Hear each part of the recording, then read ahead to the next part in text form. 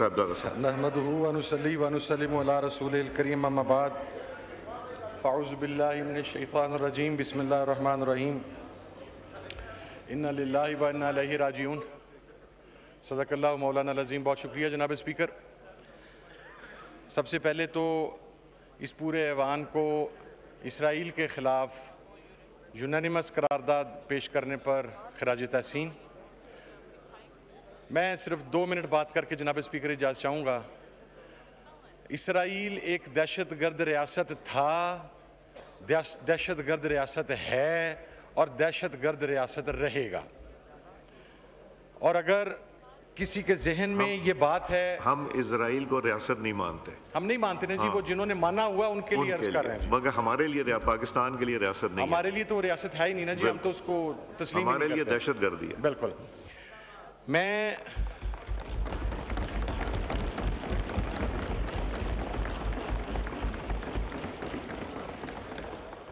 जनाब स्पीकर, ये जिस दिन से इस बदमाश की क्रिएशन हुई है, पूरी दुनिया को पता है कि 2 ममालिक हमेशा इसकी हिट लिस्ट पर हैं, एक ईरान और दूसरा पाकिस्तान।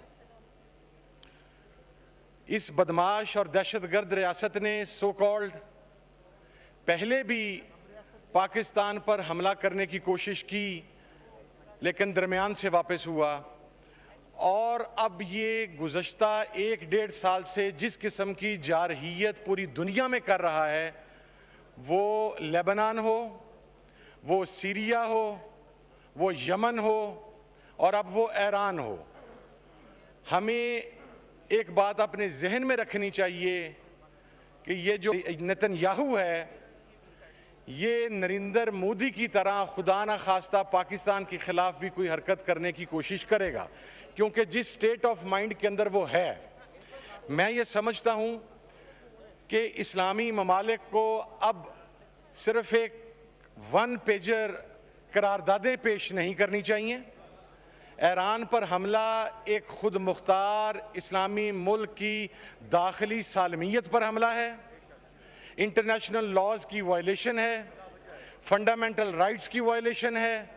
और ये हमला करके अब इसराइल ने एक जवाज़ फराहम कर दिया है तमाम इस्लामी ममालिक को कि वो अपनी तमाम एक्टिविटीज़ को पोस्टपोन करके दामे दरमे सुखने हर लिहाज के साथ ईरान के साथ खड़े हों, और जो जुल्म सितम का सिलसिला इसने फ़लस्तीन में जारी किया हुआ था, उसके ऊपर अब इसको मंतकी अंजाम तक पहुंचाया जाए।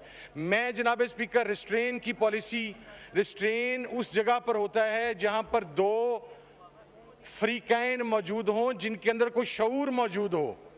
ये तो जेनोसाइड कर रहा है, ये कत्लेआम कर रहा है सरेआम पूरी दुनिया के अंदर मुसलमानों का, इंसानों का। और इस मामले पर कोई रिस्ट्रेन की पॉलिसी नहीं होनी चाहिए।